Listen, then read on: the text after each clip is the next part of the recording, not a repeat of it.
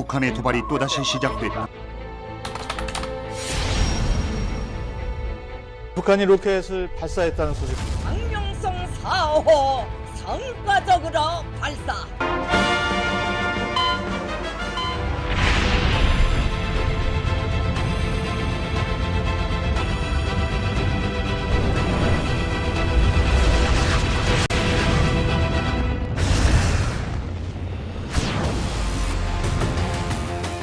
분단 이후 끊이지 않고 있는 또 하나의 전쟁, 북한 도발. 종전협정 이후 지난 60년 동안 북한은 지상은 물론 해상과 영공에 이르기까지 다양한 도발과 테러를 일으키며 대한민국을 혼란에 빠뜨리고 있다.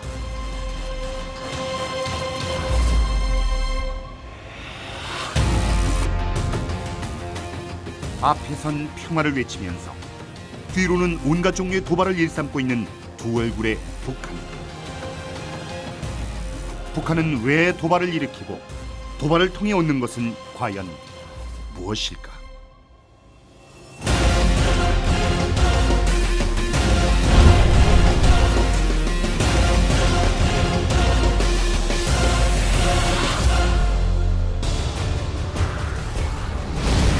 세계를 충격과 공포로 몰아넣었던 미국 9.11 테러.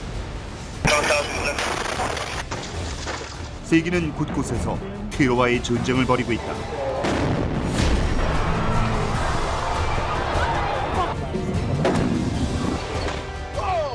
자신의 목적을 위해 폭행과 저격 등 무차별적인 폭력 행위로 상대를 공포에 빠뜨리는 행위, 테러.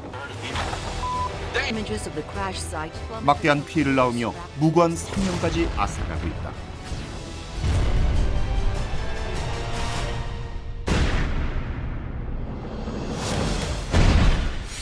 우리가 살고 있는 이 땅 대한민국도 테러 안전지대는 아니다. 광복 이후 70년 동안 이 땅엔 테러뿐 아니라 온갖 종류의 도발이 끊임없이 일어났다. 배후는 바로 북한.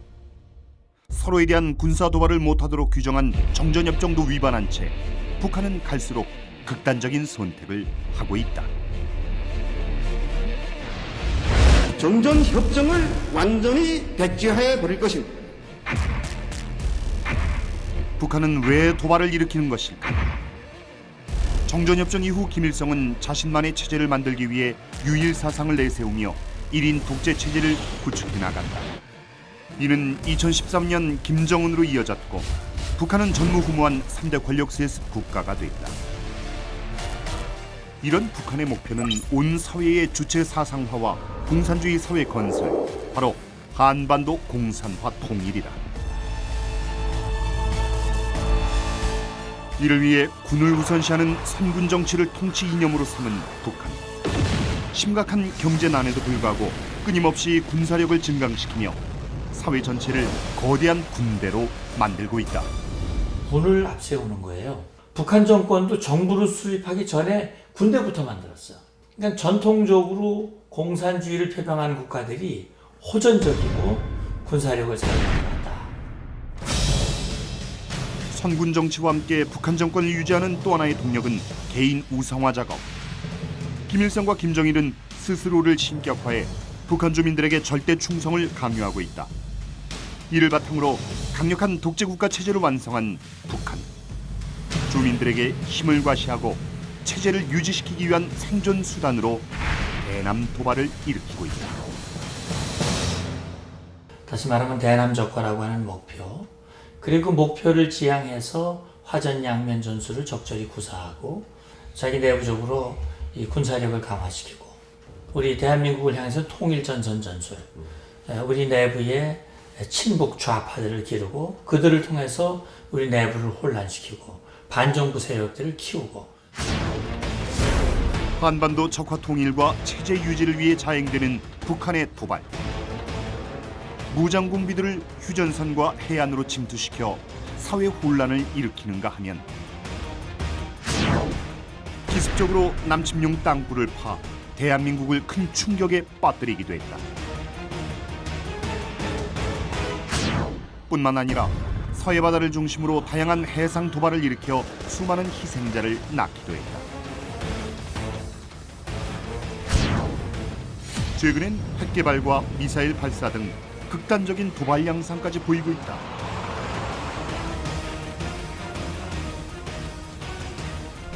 시대에 따라 다양한 방식과 규모로 일으켜온 북한의 도발들. 북한은 또 무엇을 노리며 앞으로 어떤 도발들을 일으켜 나갈 것인가.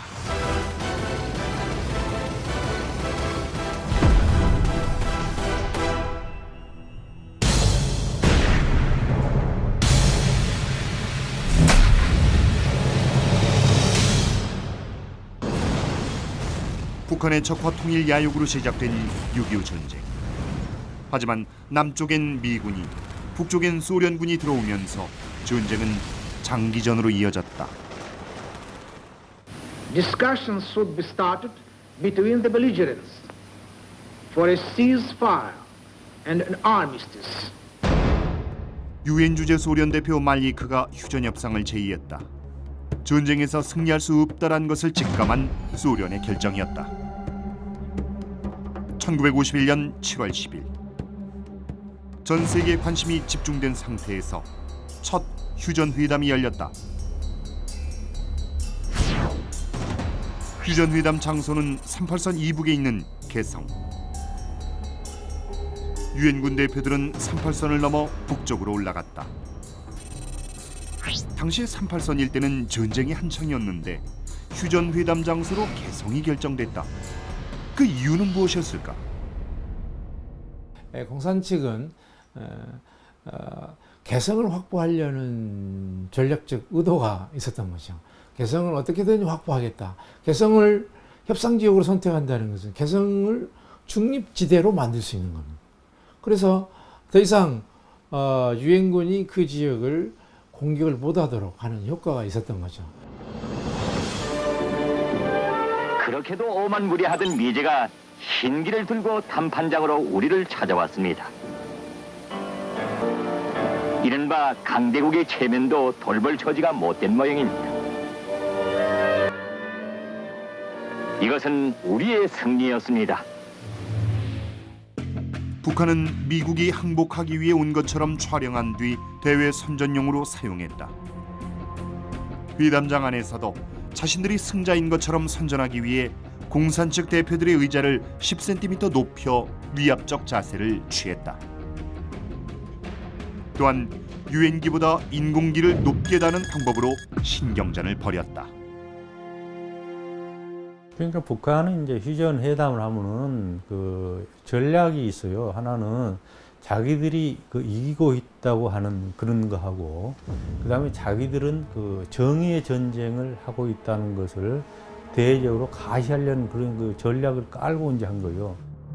자기들이 남쪽을 바라보고 그 앉는다든지 남쪽을 바라보는 쪽이 이제 상석 역할을 한단 말이죠.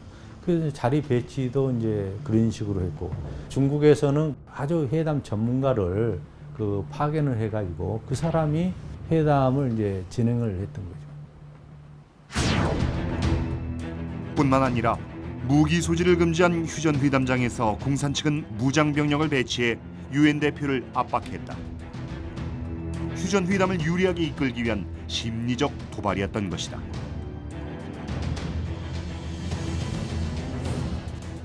회담은 쉽게 끝이 나지 않았다.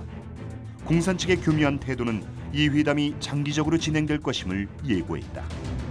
휴전 회담이 길어지자 휴전선 일대에서 전선이 교착됐고 고지 쟁탈전이라 부르는 치열한 전투들이 벌어졌다. 특히 동부전선의 백마고지는 중공군의 인해 전술과 유엔군의 화력 싸움으로 엄청난 수의 사상자가 발생한 곳이다. 고지의 주인이 30번 넘게 바뀌었으며 엄청난 폭격으로 고지의 높이가 1m가량 낮아지기도 했다. 2년간 지속된 휴전 회담으로 인해 6.25 전쟁의 희생자는 더욱 늘어갔다. 뿐만 아니라 낙동강 전투에서 패배한 북한군 일부와 남로당 잔당들이 깊은 산속으로 숨어들어가 끊임없이 게릴라 전술을 펼쳤다. 도로와 철도 폭파도 서슴지 않았다. 이들은 곳곳에서 후방 교란 작전을 벌이며 국민을 위협했다. 낮엔 대한민국, 밤엔 인민공화국이란 말이 나올 정도로 빨치산의 활동은 은밀하게 진행됐다. 휴전선 일대에서는 고지전이, 그리고 태백산과 지리산 일대에서는 빨치산이 활동하면서 전선은 전후방이 따로 없었다. 때문에 국군은 후방으로 전력을 보냈고 산악지대의 숨은 공비를 대대적으로 토벌했다. 북한의 이러한 전술로 국군은 힘든 전쟁을 이어갔다. 공산주의의 그 전술은 배합 전술이에요. 한쪽에서는 정규전을 하고 후방에서는 겔라 전술을 해가지고 우리 국군이나 이제 유엔군에게 불리한 전쟁을 이제 강요하는 수단으로서 후방에서의 겔라 그 전술을 늘 이제 활용을 했던 거죠. 항상 그 2 내지 그 심지어는 한 4개 사단이 항상 그쪽에 이제 그 투입이 이제 됐기 때문에, 그러니까 우리 그 국군의 입장에서는 전력이 이제 분산되는, 그리고 전선에서 싸워야 될 병력이 후방에서 이제 공비토벌을 함으로써 전력 손실도 이제 가져오는 그런 이제 불리한 어떤 점이 작용했던 거죠. 거제도에선 또 다른 도발이 벌어지고 있었다. 바로 포로 문제였다. 당시 포로 수용소엔 약 13만여 명의 공산군 포로가 수용돼 있었다. 수용소 안에서 침공 포로들이 폭동을 일으켰다.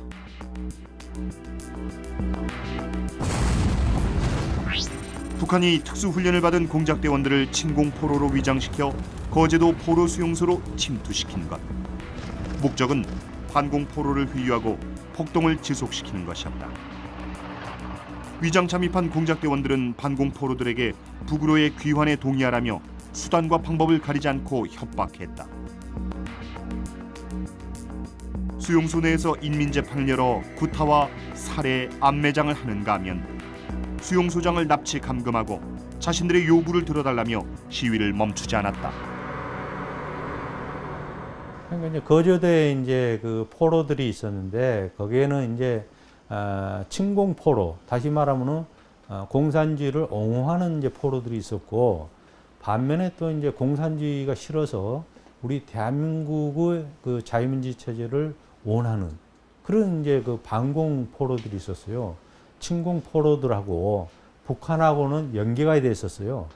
당시 또 이제 휴전 회담이 있었고, 그래서 어떻게 해서든지 폭동을 일으켜 가지고 미군과 우리 국군이 포로들을 학대를 한다는 그런 인상을 국제사회에 이제 또 전파를 하고, 또 휴전 회담장에서 공산 측에게 유리하게 돌아갈 수 있도록 정치적 목적화해서 이루어진 게 거제도에서의 포로들 폭동으로 이렇게 이제 판단하면 되죠.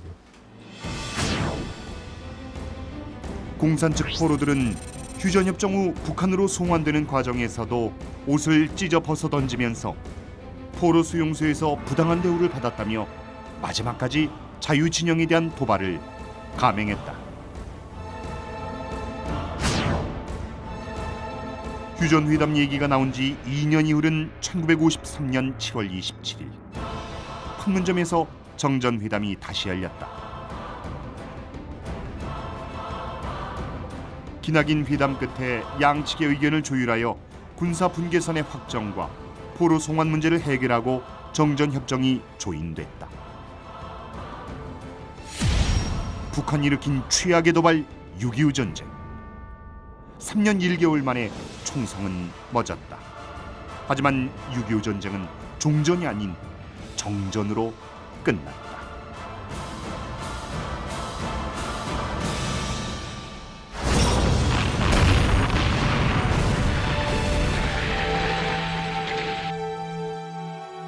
(6.25) 전쟁이 끝난 후 수도 서울의 모습은 참담했다. 일제강점기 당시 근대 산업시설을 북쪽에 주로 설치했던 터라 상대적으로 남쪽은 경제적인 자산이 부족했다. 전쟁이 끝난 후 사람들은 편히 쉴 곳은 고사하고 당장의 끼니를 때우기에도 어려운 상황이 됐고, 이런 이유로 한국의 전후 복구는 더딜 수밖에 없었다. 6.25 때까지는 우리나라에 공업이 별로 없잖아요. 대충 다 농업이었단 말이에요. 일제시대 때도 그랬고. 그런데 일본 놈들이 주로 공업은 다 갖고 있었단 말이에요. 금융이나 공업은. 우리는 농산만 짓고 우린 지주밖에 없었단 말이에요. 반면 북한은 공업시설과 발전시설 등을 다시 건설하며 전후 복구에 힘을 실을 수 있었다. 북한은 내부 정책으로 전후 복구와 경제 건설에 초점을 맞춰 정책을 수립했고, 이에 따라 1957년부터 61년까지 이른바 인민경제발전 5개년 계획을 진행해 이 시기 공업 부문에서만 연평균 36%의 성장률을 기록하는 등 외형상 성공을 거두었다.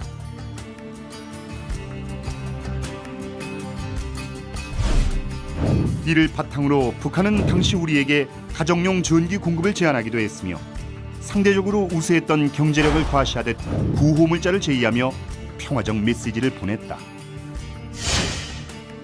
이후 1959년 10월 북한 최고인민회의에서는 우리에게 남북조선 경제발전 및 교류 상설위원회를 제안하며 보다 적극적으로 화해의 손을 내밀었다.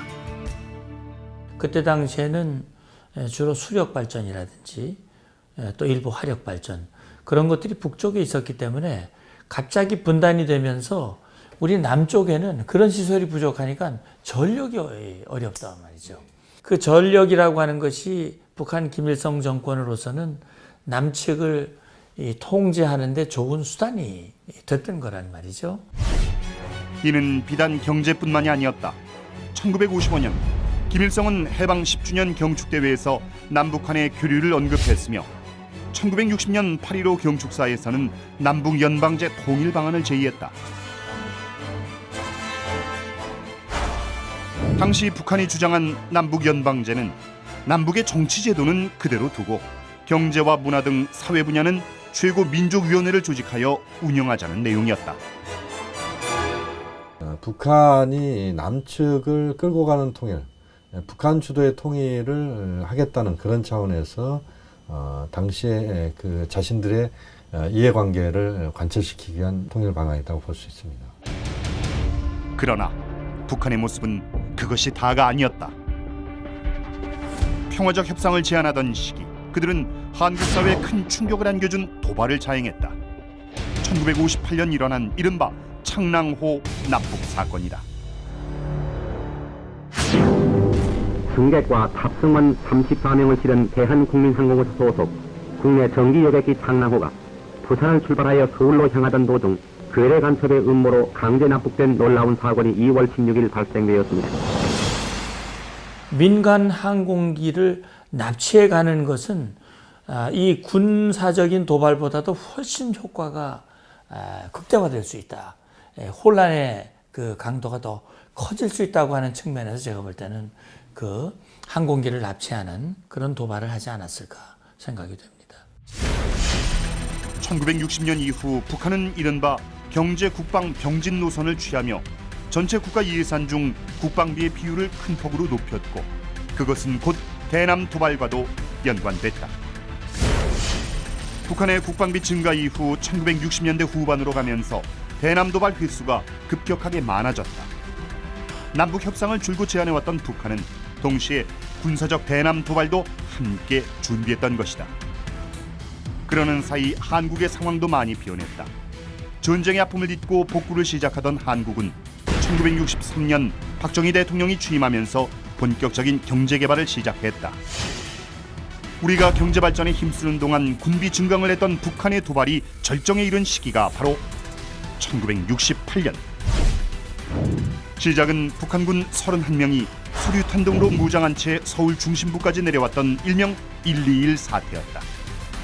당시 부조장으로 난파됐던 생존자 김신조는 도발 목적이 박정희 대통령 암살이라고 언급, 전국을 충격으로 몰아넣었다.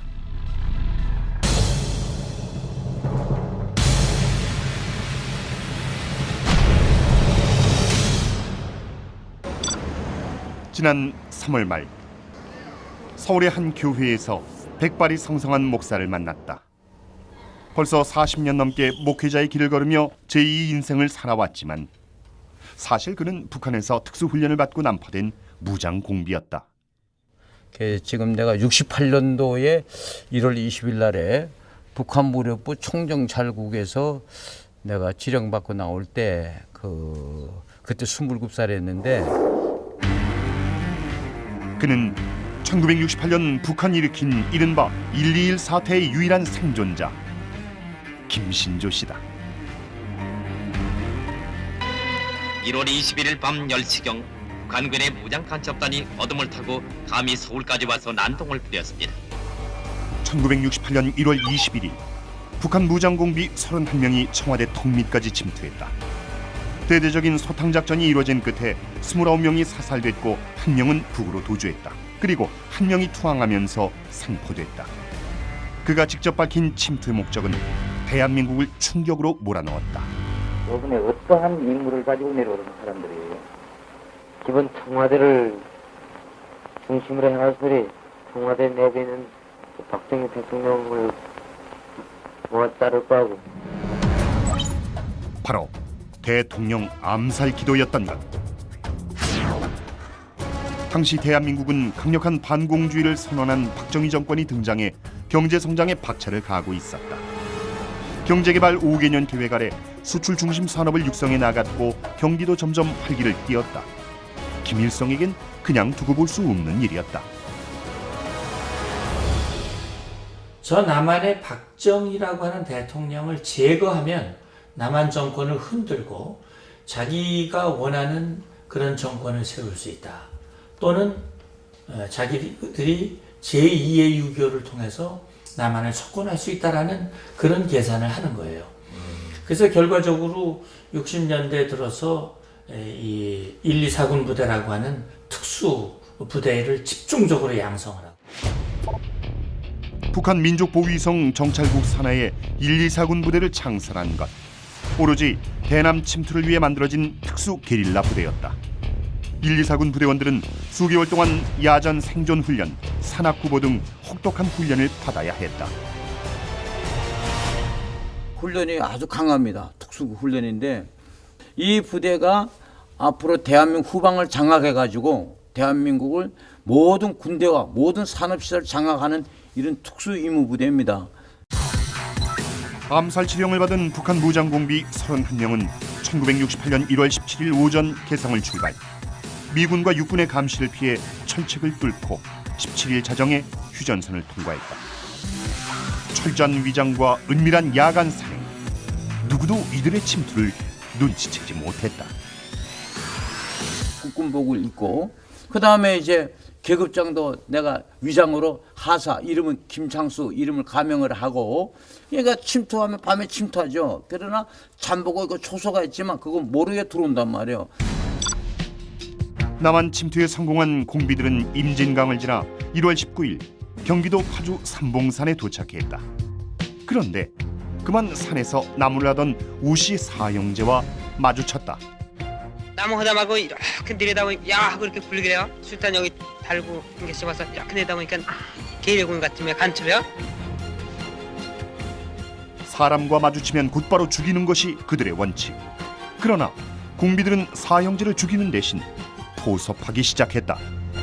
우리가 이북에서 혁명을 왔다. 이제 곧 우리 남조선 해방된다. 우리가 신고하면 너를 죽여버리겠으니까 그들이 이게 시계도 주고 포섭하고 이렇게 우리 사람을 만들었죠. 공산당 입당시키고.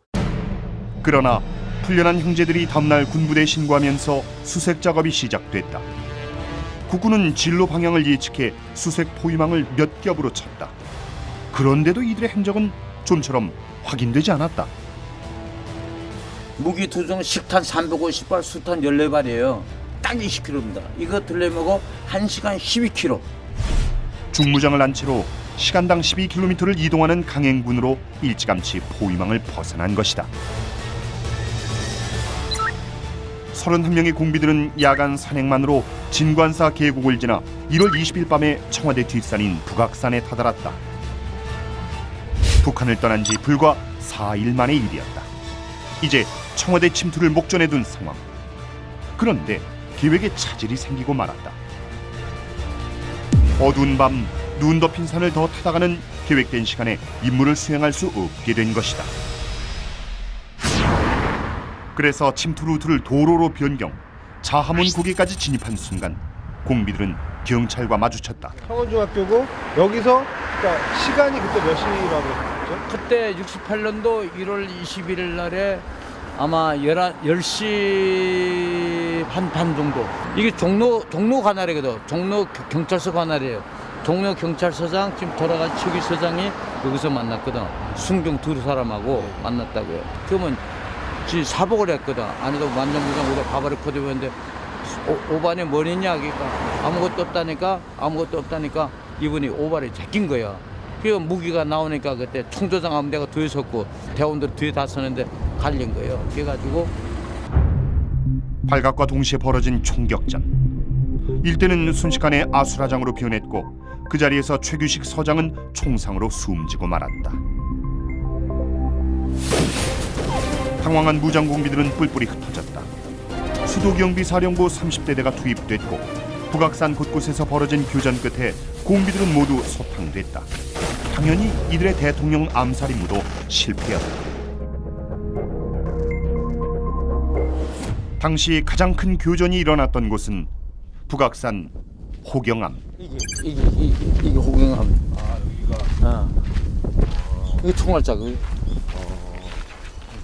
이런 총을 맞으면 살겠어? 바위엔 48년 전 치열했던 교전의 흔적이 그대로 남아있다. 그리고 그날의 흔적은 유일한 생존자에게도 결코 잊지 못할 기억으로 남아버렸다. 청와대를 습격할 목적으로 침투한 김신조의 30명이 이렇게 오실 때마다 이렇게 보면 이렇게 본인의 이름이 싹 써 있잖아요. 김신조. 그 감회가 어떠세요? 내가 그 뭐 혼자 살았으니까 하나 증인 아닙니까? 국회가 도발한 내가 한 사람 증인이니까 또 한편으로 보게 되면 내 마음이 조금 괴롭죠.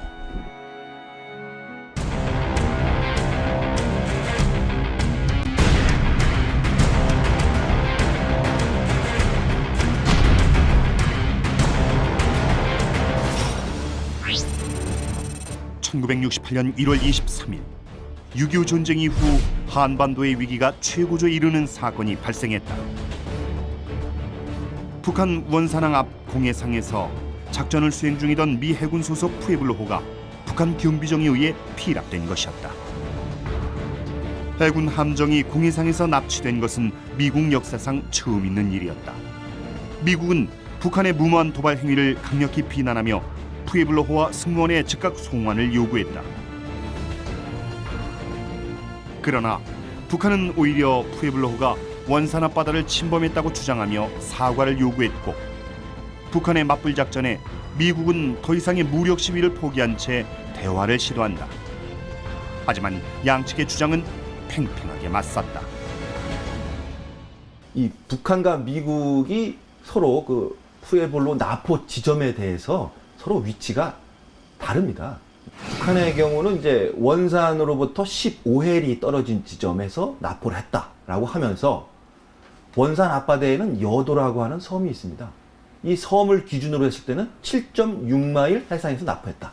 고로 우리의 영해 12해리 영해를 침범한 것이고 우리는 정당하게 납포를 했다 하는 주장이고요. 미국은 절대로 우리는 12해리를 넘은 적도 없고 우리들은 그 푸에블로호에 지시하기를 적어도 13해리 이내로 들어가지 말아라 라고 얘기를 했다는 거예요. 그래서 이 주장이 팽팽하게 엇갈리는 거죠, 사실은. 네. 엇갈린 주장 속에서 열흘 만에 미국과 북한은 판문점에서 비밀회담을 시작했다. 그 시기가 아주 참 애매했던 게 대부분의 미국의 전략이나 전략 지원이나 이런 게 베트남에 가 있었을 때거든요. 베트남 우선시였었거든요. 그렇기 때문에 한국에 대해서는 어떤 이렇다 할 양쪽에서의 전쟁이 났었을 때 그것을 서로 윈윈할 수 있는 그런 여력은 그때 없었어요, 미국이. 그렇기 때문에 어쩔 수 없었죠. 당시 미국은 베트남 전쟁을 치르고 있었으며 만약 북한을 향해 무력을 동원한 보복 조치에 나설 경우 한반도에서 제2의 전쟁이 발생할 가능성을 우려했다. 또한 북한에 억류된 미국 승무원이 무려 82명이었다. 때문에 북한의 주장을 인정할 수는 없어도 억류된 승무원의 송환을 위해 협상에 나설 수밖에 없었다. 미국과 북한의 판문점 비밀 협상의 쟁점은 크게 세 가지였다. 미국의 영해 침범과 간첩 행위 그리고 승무원 송환이었다. 하지만 푸에블로호가 피랍된 수역은 해안의 기점을 어디로 잡느냐에 따라 공해가 될 수도 북한의 영해가 될 수도 있는 애매한 곳이었다. 그러던 중 1968년 3월 3일 북한은 억류된 승무원들의 자백서를 공개했다. 이 문서에는 푸에블로호가 정보 수집 활동 중 북한의 영해를 침범했다고 쓰여 있었다. 하지만 북한에 억류된 승무원들은 강도 높은 신문을 받았다고 하니 자백서가 승무원들의 자발적인 의지로 작성됐을 리 만무했다. 또한 당시 독립된 국가로 인정받지 못했던 북한은 인지를 빌미로 미 정부로부터 자신들의 국가적 실체를 인정받는 기회로 활용하고자 했다.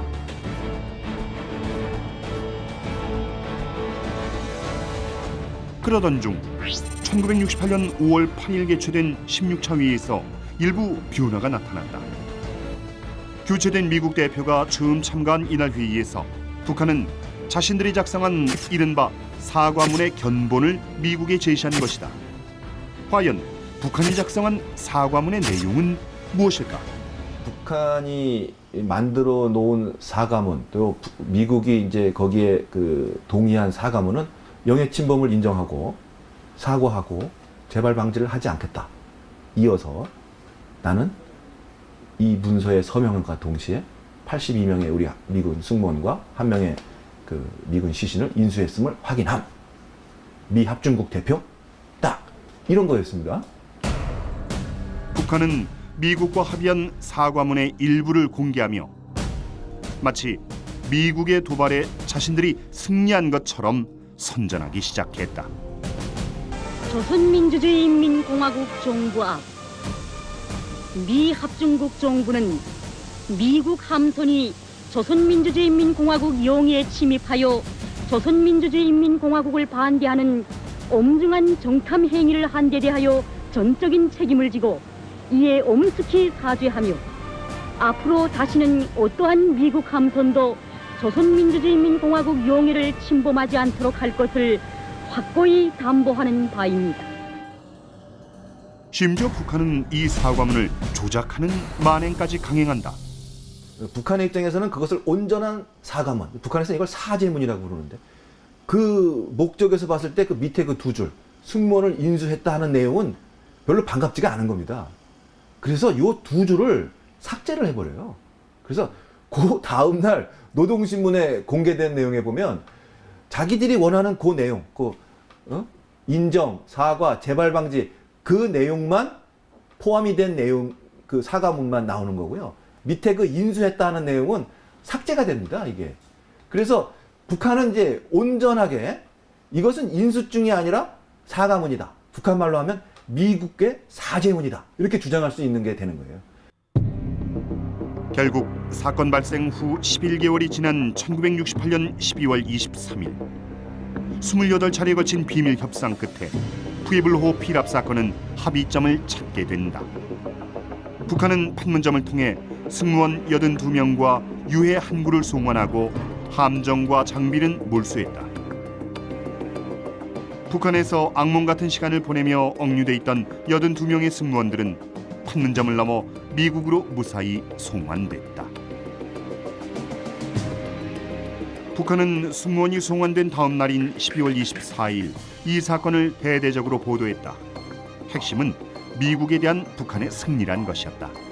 뿐만 아니라 푸에블로호를 전시해 북한 주민들에겐 반미 감정을 부추기며 대미 승리의 전리품으로 활용하고 있다.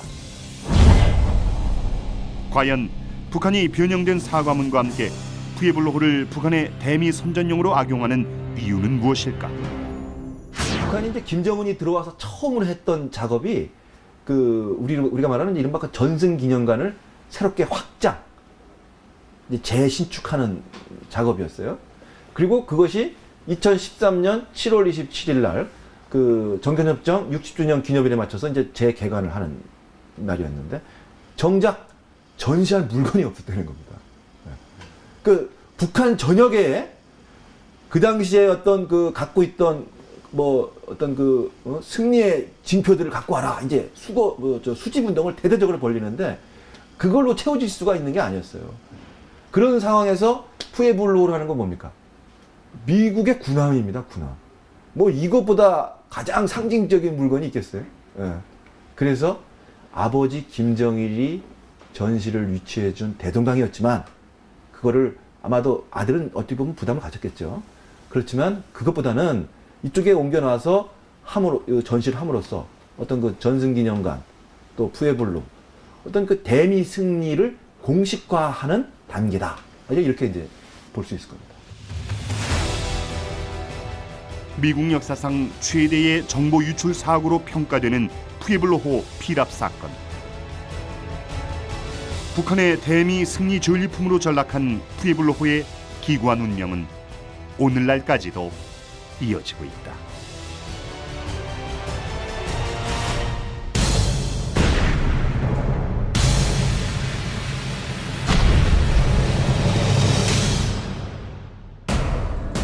미국의 소극적인 대응 분위기를 감지한 북한은 휴전선 일대를 가리지 않고 도발했다. 비무장지대 내 특수지역으로 남과 북의 허가받은 인원만이 출입할 수 있는 공동경비구역 JSA도 예외는 아니었다. 70년대 JSA 안에서의 도발은 그 대상을 가리지 않고 자행됐다. 위태롭게 평화를 이어가던 공동경비구역. 이곳에서 1976년 8월 18일 돌이킬 수 없는 최악의 도발 사건이 발생한다. 8월 18일 오전 판문점 공동경비구역 안에서 노무자들의 작업을 경비하던 유엔군 경비병들을 북한군의 경비병 약 30명이 계획적으로 기습해와서 악랄한 살인 만행을 저질렀습니다. 바로 판문점 도끼 만행 사건이 그것이다. 발단은 돌아오지 않는 다리 근처에서 비롯됐다. 돌아오지 않는 다리에 초수가 체크포인트 C라고 하는데 그 초수가 있어요. 근데 우리가 OP5라고 시계에서 오고 가는 사람, 그 북계에서 왔다 갔다 하는 사람이고, 그 다음에 우리 초수를 볼 수 있는 OP5에서 쳐다보니까 미루나무들이 서 있단 말이에요. 이게 미루나무가 서 있다 보니까 가지가 울창하다 보니까 우리 초수가 잘 안 보이는 거예요. 울창한 미루나무 때문에 잘 보이지 않던 제3 초수가 걱정된 아군은 미군 장교 2명과 한국군 5명 등 11명의 장병을 동원해 가지치기 작업에 착수했다. 그때 갑자기 북한 군들이 나타났다. 거기엔 박철이란 인물도 있었다. 박철 그 북계 중대장이에요. 여기 아주 유명한 아주 악랄하고 아주 못된 놈이에요. 왜 너희들이 네 마음대로 자르느냐 나무를. 그건 아니다. 몇 번은 이제 거기다 그게 쉽게 하면 선장회담이에요. 저들 간에 선장회담을 하고 있는 중이었어요. 그런데 나무의 위치도 남쪽이었고 북한 측도 종종 가지치기를 하던 터라 유엔군은 개의치 않고 작업을 이어갔다. 그런데 그 순간 그 북계 그 박철이가 보나페스 중대장을 낭심을 구두발로 찼어요. 그게 신호탄이에요. 쉽게 얘기해서. 그때 이제 저들 작업하기 위한 도끼니 그걸 갖다 놨는데 그걸 가지고 그냥 동시에 그냥 그거를 날라온 거예요. 순식간에 아수라장이 된 현장. 30여 명의 북한군은 도끼와 몽둥이로 무차별적인 폭력을 휘두르고 유유히 현장을 빠져나갔다. 불과 4분 만에 벌어진 창극이었다. 당시 작업을 감독하던 미군 보니파스 대위는 도끼로 일격을 당한 후 쓰러져 후송됐지만 숨졌고 마크 바레 중위는 장병을 돕다가 중상을 입어 병원으로 후송 중 사망했다. 도끼 만행 사건은 미군 장교 2명의 목숨을 야만적인 방법으로 빼앗고 9명의 한미 군인들에게 중경상을 입힌 잔혹한 도발이었다. 그건 있을 수 없는 일이죠. 생각해보세요. 도끼로 다 사람을 찍는다는 게 상상하면 한번 해보세요. 나도 이전까지 참 40년이 흘렀지만은 항상 머릿속에 그게 떠 있는 거 아니에요. 죽을 때까지는. 응? 북한의 잔혹한 도발에 한반도에 비상이 걸렸다. 전군이 최고조의 경계 태세에 돌입하는 데프콘 3호가 발령됐고 긴박한 1분 1초가 흘렀다. 그때 미국이 굉장히 화가 났죠. 이건 묵고 할 수 없는 도발이라고 판단을 했고, 그때 처음으로 이 정전협정 체결 이후에 처음으로 이 데프콘을 격상을 했어요. 미국도 바짝 긴장했다. 만행 소식이 전해졌을 당시 공화당 전당대회에 참석하고 있던 포드 대통령을 대신해 키신저 국무장관이 백악관 지하 상황실에서 긴급 회의를 소집했다.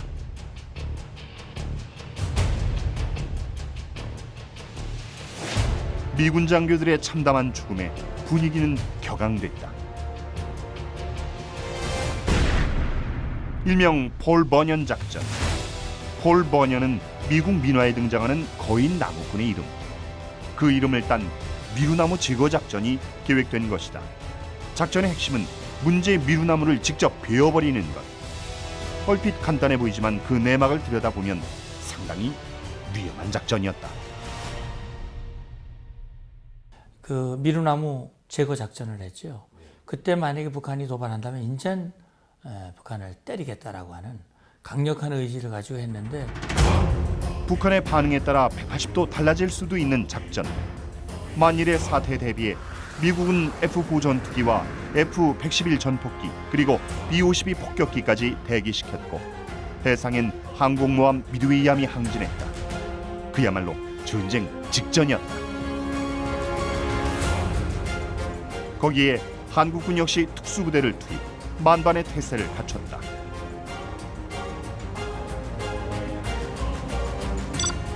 사건 발생 사흘 후인 8월 21일 오전 7시, 데프콘 2호 전쟁 돌입 태세에서 폴 버년 작전이 개시됐다. 투입된 공병대원들이 신속하게 나무를 베기 시작했고, 긴장감 속에 작업은 이어졌다.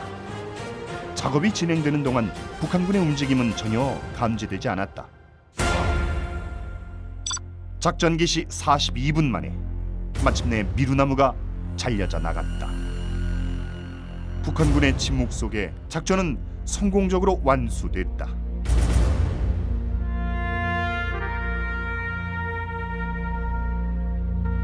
당시 세 자녀를 둔 가장이었던 보니파스 대위는 한국 복무 만기를 단 3일 앞두고 참변을 당해 안타까움을 더했고, 부임 한 달 만에 사망한 마크 바레 중위의 사연 역시 숙연하게 다가왔다. 자국민의 안전을 무엇보다 중시하는 미국이 더 이상 좌시할 수 없는 상황이 된 것이다. 동맹 우방국 장교의 비참한 죽음에 대한민국도 분노했다. 공동경비구역에서 발생한 첫 번째 살인사건의 파장은 한반도를 넘어 전 세계로 퍼져나갔다. 그 과정에서 국제 언론, 외국 언론들이 많은 주시를 했고, 판문점이 또 한반도의 군사 분계선이, 휴전선이 그렇게 평화로운 것이 아니고 매우 위험한 것이었구나 하는 그러한 것을 국제사회가 새롭게 인식하는 그런 계기가 된 사건이었다고 볼 수 있습니다. 한 가정의 믿음직한 가장이자 당당한 군인이었던 이들을 끔찍한 방법으로 살해한 도끼 만행 사건은 북한 정권의 잔인한 민낯을 적나라하게 드러낸 최악의 도발로 기록됐다.